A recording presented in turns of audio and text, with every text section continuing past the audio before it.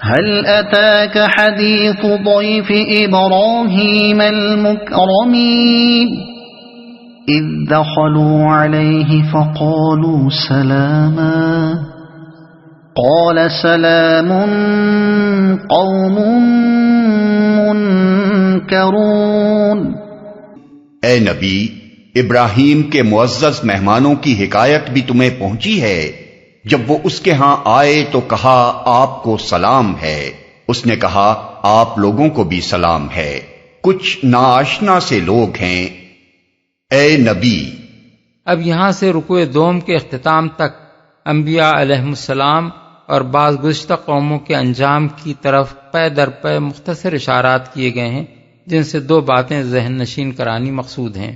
ایک یہ کہ تاریخ انسانی میں خدا کا قانون مکافات برابر کام کرتا رہا ہے، جس میں نیکوکاروں کے لیے انعام اور ظالموں کے لیے سزا کی مثالیں مسلسل پائی جاتی ہیں۔ یہ اس بات کی کھلی علامت ہے کہ دنیا کی اس زندگی میں بھی انسان کے ساتھ اس کے خالق کا معاملہ صرف قوانین طبیعی یعنی فزیکل لاز پر مبنی نہیں ہے، بلکہ اخلاقی قانون یعنی مورل لا اس کے ساتھ کار فرما ہے۔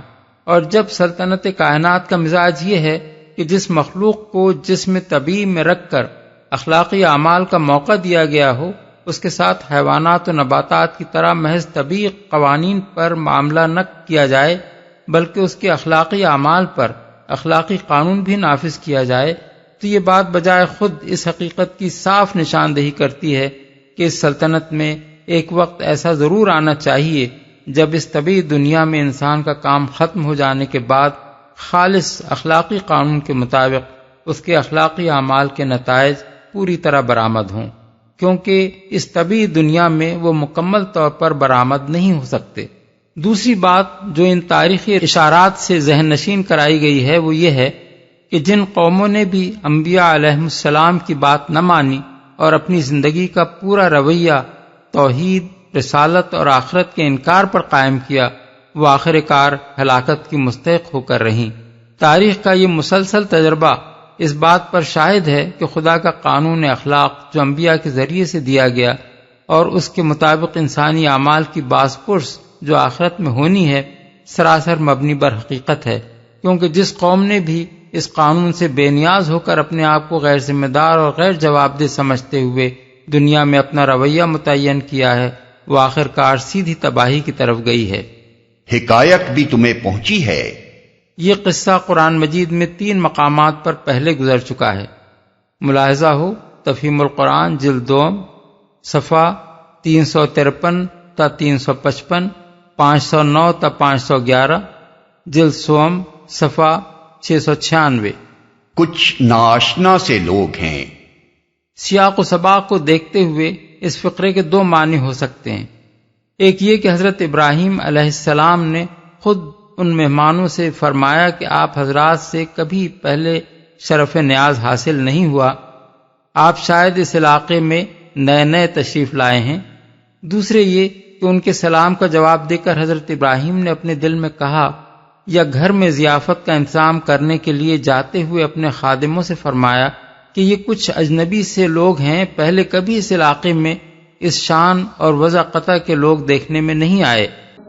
فراغ إلى أهله فجاء بعجل سمين فقربه إليهم قال ألا تأكلون فأوجس منهم خيفة قالوا لا تخف وبشروه بغلام عليم۔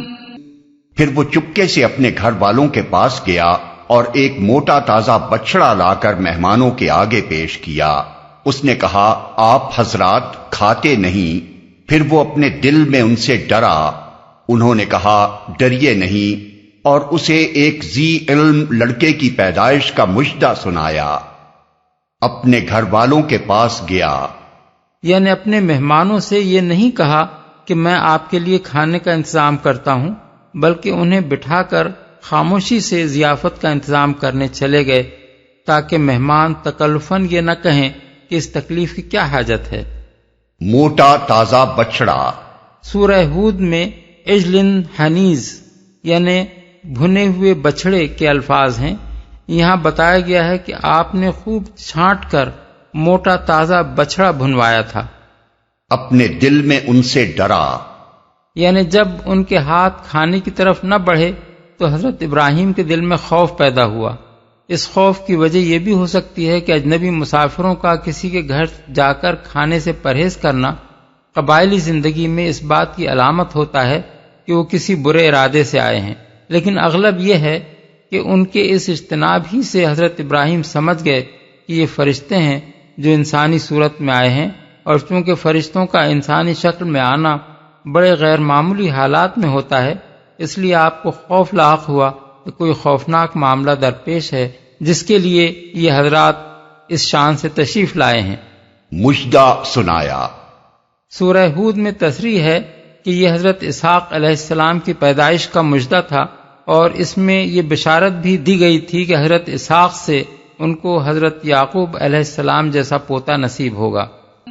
فأقبلت امرأته في صرة فصكت وجهها وقالت عجوز عقيم قالوا كذلك قال ربك إنه هو الحكيم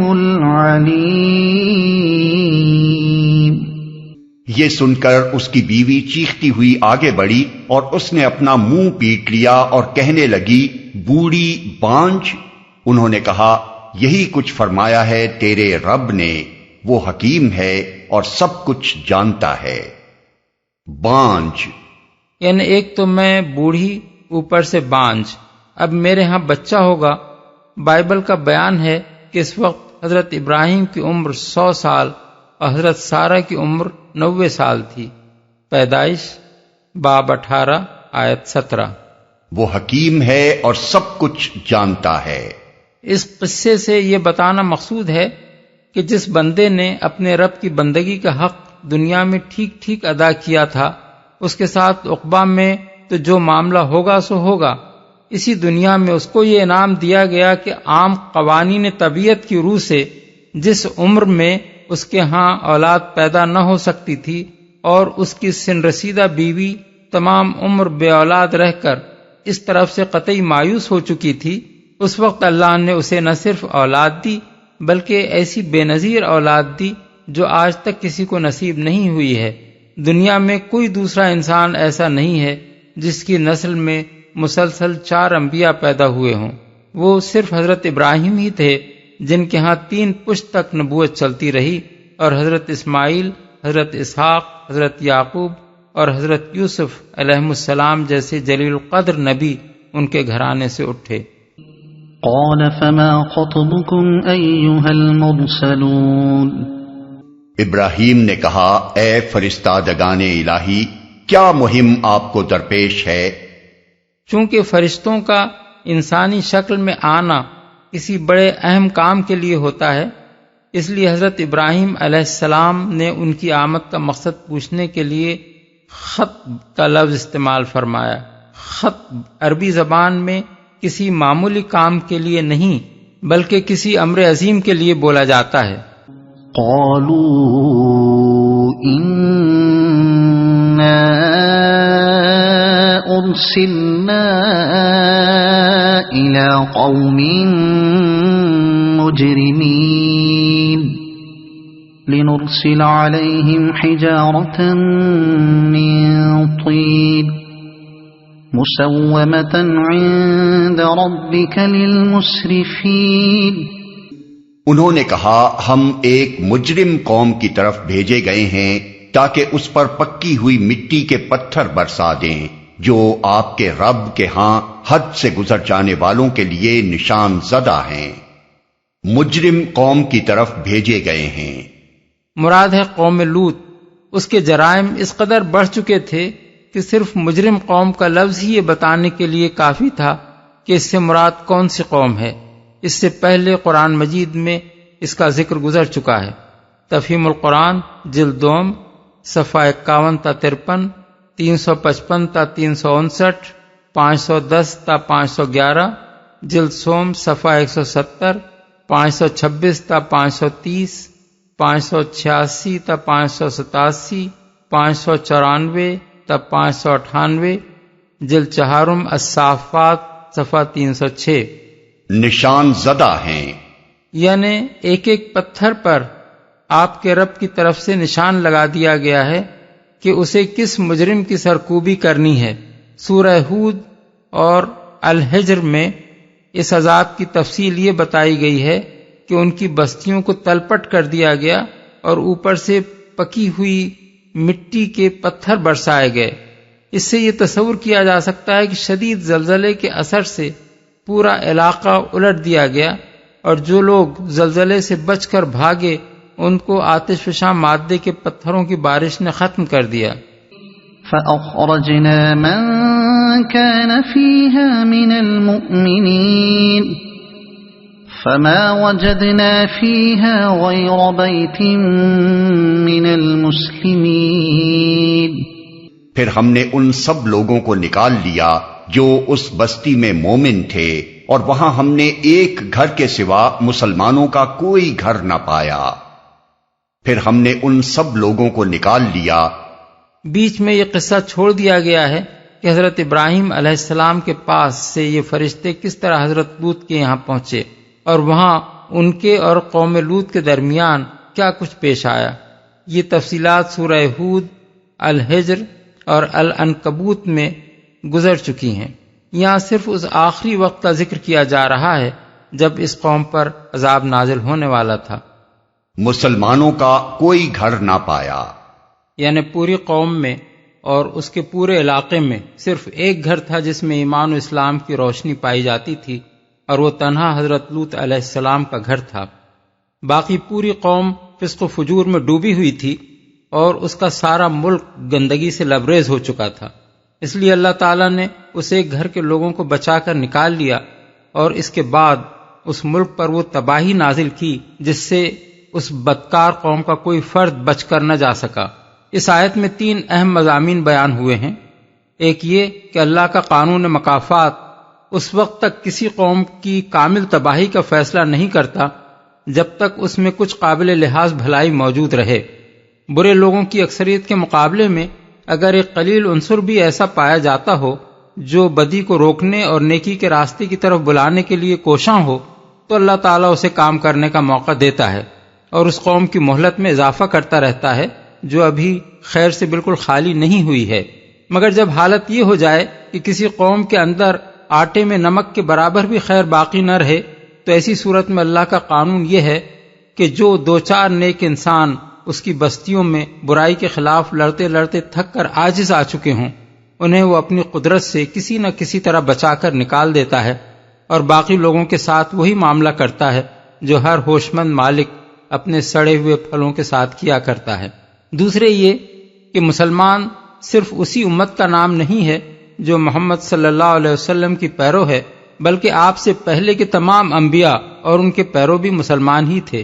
ان کے ادیان الگ الگ نہ تھے کہ کوئی دین ابراہیمی ہو اور کوئی موسوی اور کوئی عیسوی، بلکہ وہ سب مسلم تھے اور ان کا دین یہی اسلام تھا. قرآن مجید میں یہ حقیقت جگہ جگہ اتنی وضاحت کے ساتھ بیان کی گئی ہے کہ اس میں کسی اشتباہ کی گنجائش نہیں ہے.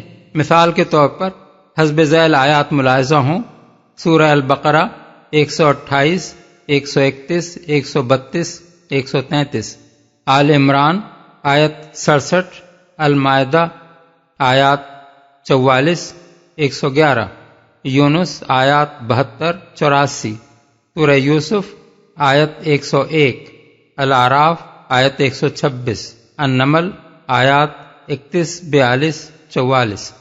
تیسرے یہ کہ مومن اور مسلم کے الفاظ اس آیت میں بالکل ہم معنی استعمال ہوئے ہیں. اس آیت کو اگر سورہ حجرات کی آیت 14 کے ساتھ ملا کر پڑھا جائے تو ان لوگوں کے خیال کی غلطی پوری طرح واضح ہو جاتی ہے جو یہ سمجھتے ہیں کہ مومن اور مسلم قرآن مجید کی 2 ایسی مستقل اصطلاحیں ہیں جو ہر جگہ ایک ہی مفہوم کے لیے استعمال ہوئی ہیں، اور مسلم لازماً اسی شخص کو کہتے ہیں جو ایمان کے بغیر محض بظاہر دائرہ اسلام میں داخل ہو گیا ہو. وَتَرَكْنَا فِيهَا آيَةً لِلَّذِينَ يَخَافُونَ الْعَذَابَ الْأَلِيمَ۔ اس کے بعد ہم نے وہاں بس ایک نشانی ان لوگوں کے لیے چھوڑ دی جو دردناک عذاب سے ڈرتے ہوں۔ اس نشانی سے مراد بحیرہ مردار یعنی ڈیڈ سی ہے، جس کا جنوبی علاقہ آج بھی ایک عظیم الشان تباہی کے آثار پیش کر رہا ہے۔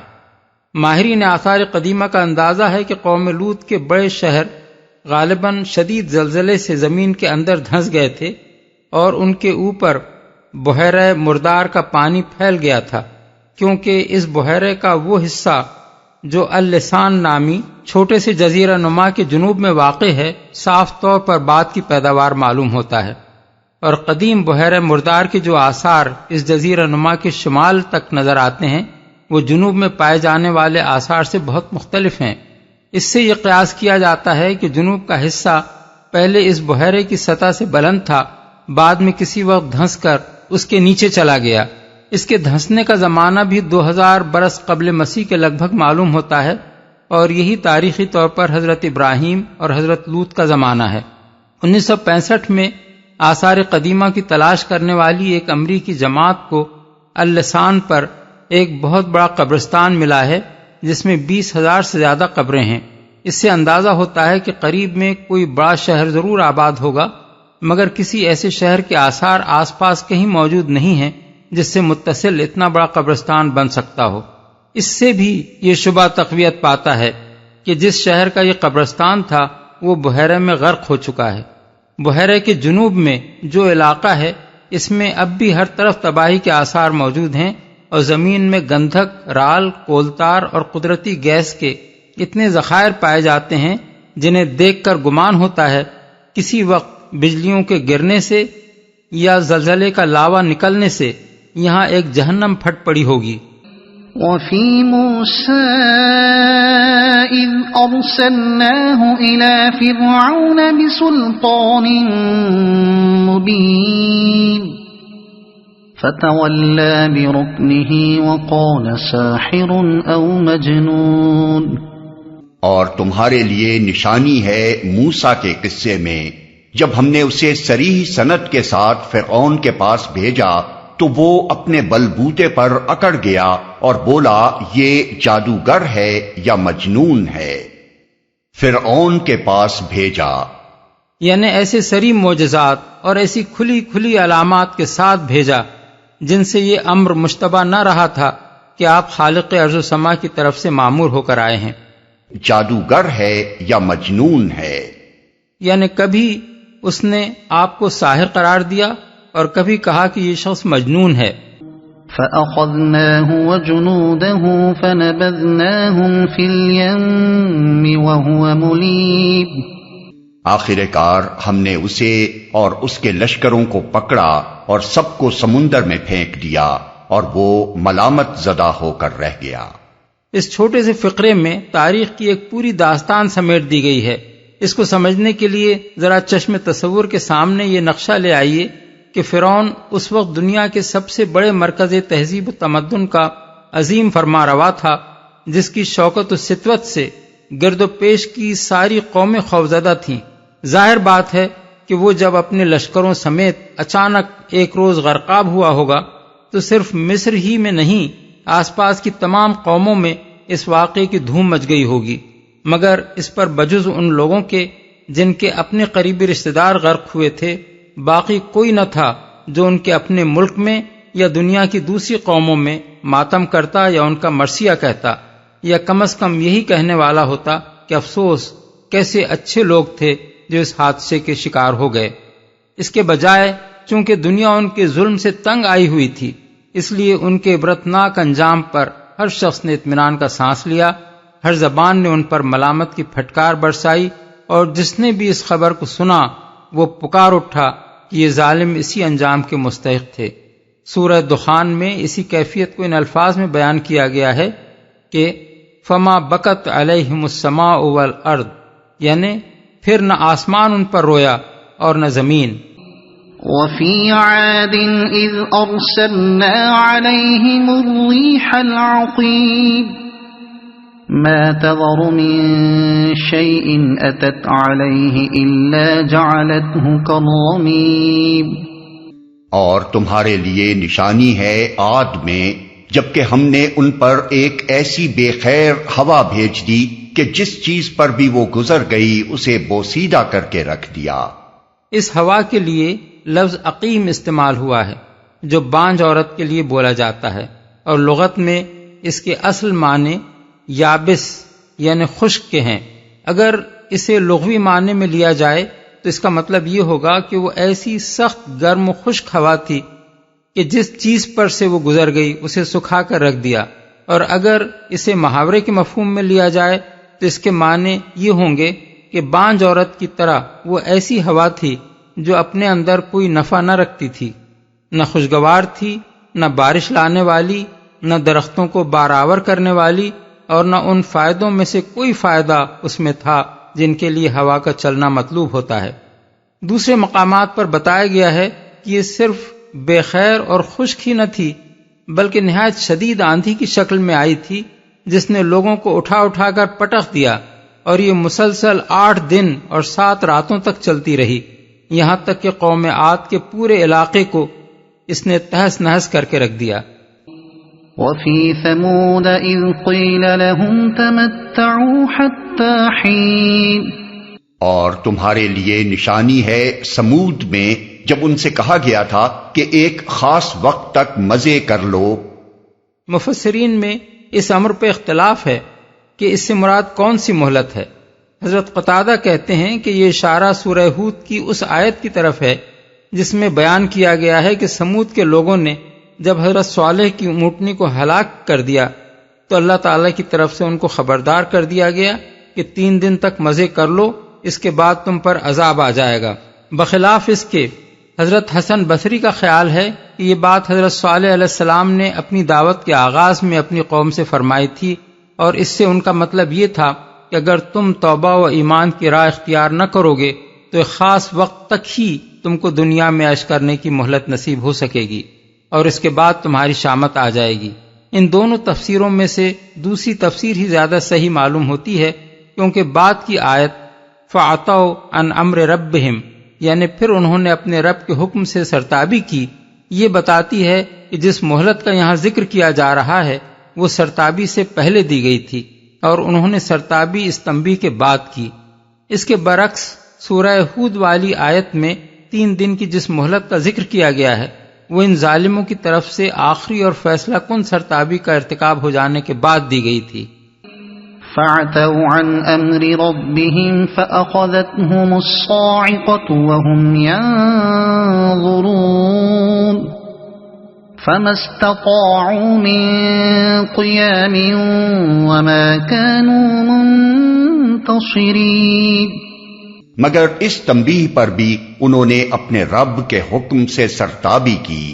آخر کار ان کے دیکھتے دیکھتے ایک اچانک ٹوٹ پڑنے والے عذاب نے ان کو آ لیا، پھر نہ ان میں اٹھنے کی سکت تھی اور نہ وہ اپنا بچاؤ کر سکتے تھے.